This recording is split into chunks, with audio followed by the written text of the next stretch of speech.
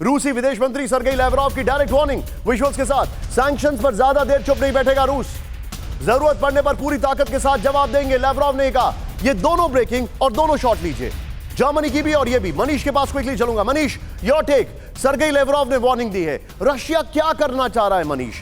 कब तक ये वार्निंग देते रहेंगे?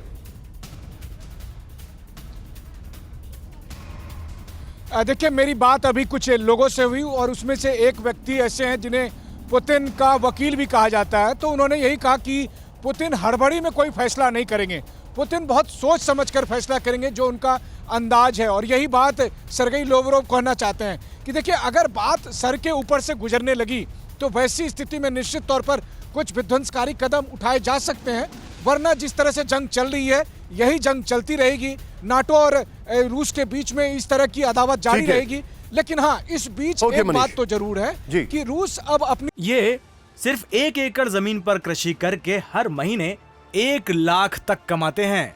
इनसे सीखना है तो फ्रीडम ऐप को अभी डाउनलोड कीजिए। ताकत को फिर से पुनर्जीवित करने की कोशिश कर रहा है। Point taken Manish. मैं बहुत बहुत शुक्रिया कहूंगा आपको, बहुत बहुत शुक्रिया हमारे साथ जुड़ने के लिए। रूस पर सैंक्शन से चीन को बड़ा मुनाफा। लीजिए बड़ी खबर, ऊंचे दामों पर ईयू को एलएनजी बेच रहा है चीन। विजुअल्स के साथ। ईयू, जापान, साउथ कोरिया को एलएनजी सप्लाई। चीन में एलएनजी की डिमांड घटने पर निर्यात बढ़ाया। ये देखिए तस्वीरें आप।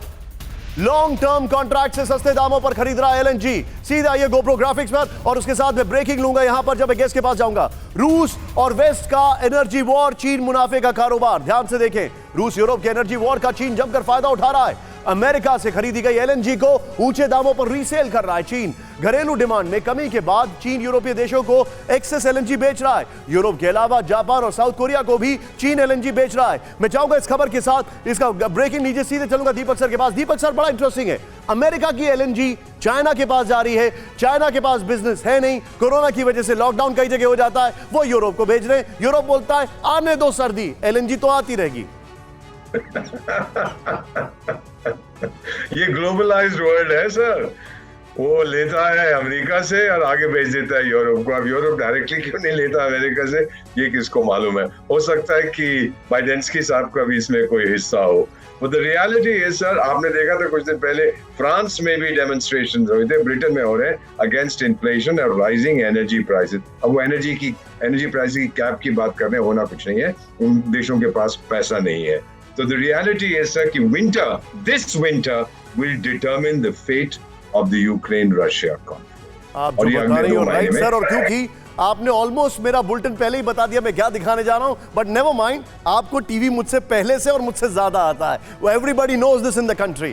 खैर, बड़ी खबर, क्योंकि दीपक सर, अगर आपको याद होगा, Doordarshan days, one of the rare instances when you have an IPS, बल्कि एक IAS officer, IFS officer doing a show on Doordarshan. ये सिर्फ 1 एकड़ जमीन पर कृषि करके हर महीने 1 लाख तक कमाते हैं। इनसे सीखना है तो फ्रीडम ऐप को अभी डाउनलोड कीजिए।